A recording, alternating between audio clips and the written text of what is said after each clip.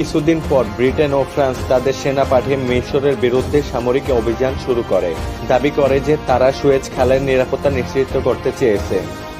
যুদ্ধটি দ্রুত আন্তর্জাতিক পর্যায়ে বিতর্কের জন্ম দেয়। মার্কিন যুক্তরাষ্ট্র, সোভিয়েত ইউনিয়ন এবং অন্যান্য দেশ ব্রিটেন ও ফ্রান্সের আক্রমণের নিন্দা করে। তাদের আশঙ্কা ছিল যে এই সংঘর্ষ বিশ্বযুদ্ধের আকার নিতে পারে। তারা যুদ্ধবিরতি এবং বাহিনী প্রত্যাহারের আহ্বান জানায়। এমন পরিস্থিতিতে 56 দিনের যুদ্ধের পর ডিসেম্বরের মধ্যে আন্তর্জাতিক চাপের কারণে ব্রিটেন, ফ্রান্স এবং ইসরায়েল তাদের সেনা মিশর থেকে প্রত্যাহার করতে বাধ্য হয়। যুদ্ধের ফলস্বরূপ নাসের আরব বিশ্বের একটি শক্তিশালী নেতা হিসেবে প্রতিষ্ঠিত হন। মিশর জাতীয়করণের মাধ্যমে আরব জাতীয়বাদকে শক্তিশালী করে এবং নাসেরের জনপ্রিয়তা বৃদ্ধি পায়।